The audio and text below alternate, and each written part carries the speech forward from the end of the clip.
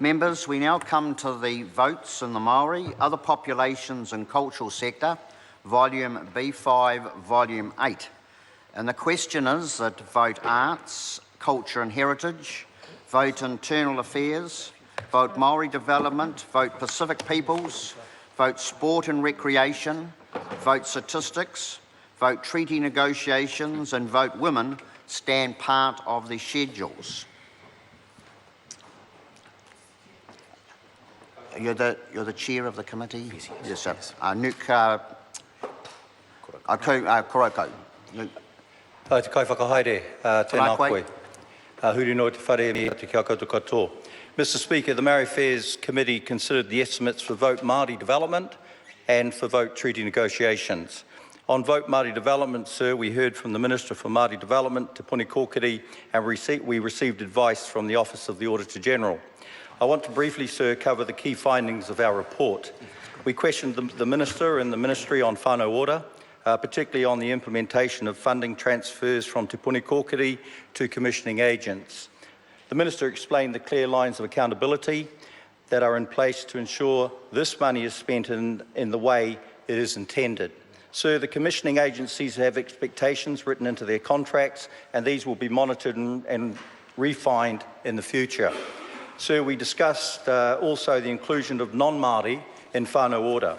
We consider this to be an important, as whānau order represents a Māori approach to dealing with whānau, but it is a program, sir, for all New Zealanders. We questioned the Ministry about Māori TV, or the Minister rather.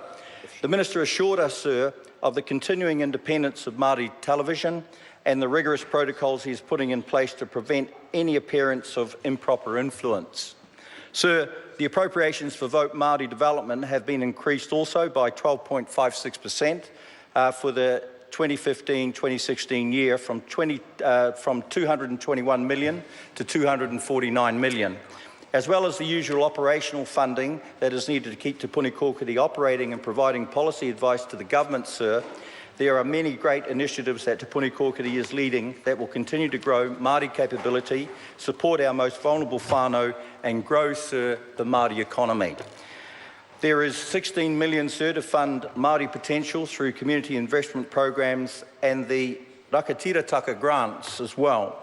$4 million is going to specific Māori potential programs such as Māori Wardens and the Māori Women's Development Fund. Sir, we know that one of the biggest issues for our most vulnerable people is housing. So $7 million is going to provide practical assistance to Māori housing projects and another $7 million to Māori housing development. $1 million will be spent on strengthening and promoting tourism, sir, which is a cause very close to my heart. And then, sir, over $82 million will be going towards the promotion of the Māori language and culture. That $82 million, sir, will fund organisations which are actively promoting te reo Māori, such as Te Māngai Pāho, Māori Television and Te Tauta Whiri. And one of those great initiatives, sir, organised by Te Tauta Whiri happened last week. And of course, sir, I'm talking about the Māori Language Week. Sir, moving on to vote treaty negotiations, we heard from the Minister for Treaty Negotiations and the Office of Treaty Settlements. Sir, the great work that this government is doing in the treaty negotiations area is very, very well known. The Minister told us that 85 of the settlements are now completed and there will be further agreements in principle and deeds of settlement in the next year. Sir, the estimates for 2015-2016 put aside a multi-year appropriation of $1.4 million to cover the cost of those settlements and put $88 million towards the operational costs of continuing the settlement process. Sir, one thing that we were particularly interested in when the Minister appeared before our committee was the post-settlement committee commitment unit. Sir, the government has made over 7,000 commitments to iwi through treaty settlements. As we come closer to having settlements signed with all willing and able iwi, the role of the Office of Treaty Settlements will diminish, but the role of the post-settlements commitment unit, sir, will grow. It's good to hear that the Minister is planning for this transition. Mr. Chairman, the 2015-16 estimates represents a good balance of funding to grow the Māori economy, support our most vulnerable whānau and strengthen te reo Māori.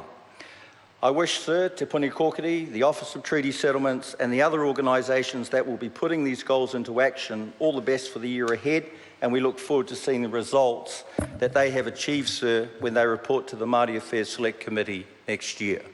Kia ora. The Honourable Nanaia Mahuta.